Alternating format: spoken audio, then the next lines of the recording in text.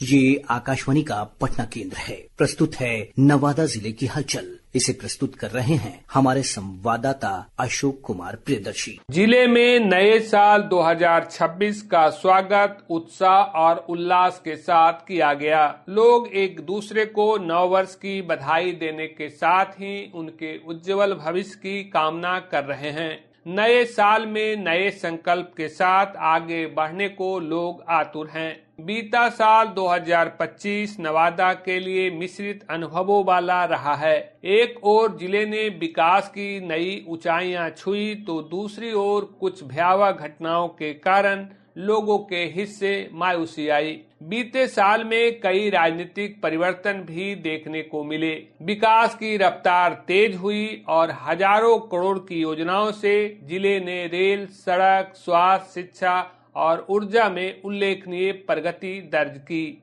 जिला पदाधिकारी रवि प्रकाश की पहल पर लंबे समय के बाद केंद्रीय विद्यालय के लिए नवादा शहर के सोभिया कृषि फार्म के समीप जमीन चिन्हित किया गया है। दूसरी तरफ सीआरपीएफ की तर्ज पर बिहार में बनने वाला पहला SISF बटालियन का कैंप रजौली में बनाने के लिए प्रस्ताव भेजा गया है। किउल गया रेल खंड के दोहरीकरण के बाद कई नई ट्रेनों का परिचालन शुरू हुआ। नवादा स्टेशन पर सुविधाएं बढ़ रही है। एस्केलेटर, बेहतर लाइटिंग और यात्री सुविधाओं का तेजी से विस्तार हो रहा है। तत्कालीन पथ मंत्री नितिन नवीन और सांसद विवेक ठाकुर ने नवादा रेलवे स्टेशन के समीप ROB का शिलान्यास किया। इससे शहर को जाम से मुक्ति की उम्मीद जगी है। 2026 में राजगीर, तिलैया और कोडरमा रेल खंड की लंबित रेल परियोजना पूरी होने की उम्मीद की जा रही है। 64 किलोमीटर के इस रेल खंड का 43 किलोमीटर का कार्य पूरा हो चुका है। बाकी भाग में रेलवे लाइन बिछाने का कार्य तेजी से चल रहा है। नवादा और हिसुआ शहरों में जाम से मुक्ति के लिए 2 अलग अलग बाईपास की स्वीकृति मिली है। NH 20 से कादिरगंज तक बनने वाले 9.2 किलोमीटर लंबे बाईपास से शहरी कनेक्टिविटी बेहतर होगी। नवादा को जाम से मुक्ति की दिशा में यह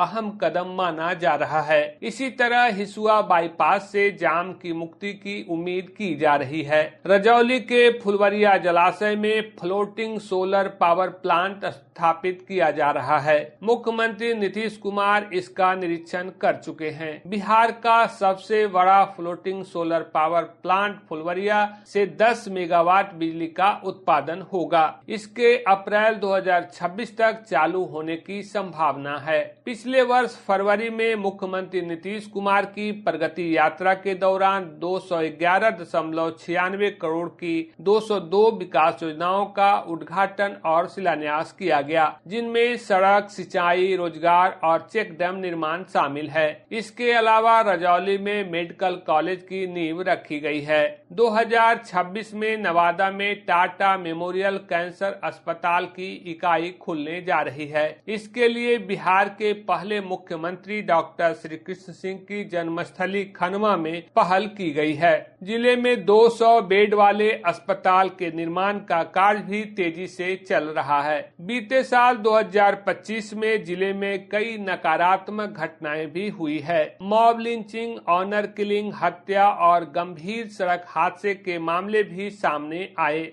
रोह के भट्टा में एक फेरी वाले की चोरी के आरोप में मॉब लिंचिंग की घटना चर्चा में रही। यही नहीं, हिसुआ में डायन बताकर की गई हत्या ने भी लोगों को दुखी किया। इसके अलावा प्रेम प्रसंग में हत्या और संपत्ति विवाद जैसी घटनाओं ने लोगों को चिंतित किया। विधानसभा चुनाव के दौरान नवादा जिले के 4 सीटों पर विधायक बदल गए। केवल नवादा विधानसभा में विभा देवी ने अपनी सीट बचाई। 4 सीटों पर चेहरे बदल गए। हिसुआ में बीजेपी के अनिल सिंह, रजौली में LJPR के विमल राजवंशी, गोविंदपुर में LJPR की विनीता मेहता, जबकि वारिसलीगंज से राजद से अनीता मेहता निर्वाचित हुई हैं। 2020 की तुलना में परिणाम पूरी तरह बदल गया। तब महागठबंधन से 4 और NDA से 1 विधायक निर्वाचित हुए थे, लेकिन 2025 के चुनाव में NDA से 4 और महागठबंधन से 1 विधायक जीते।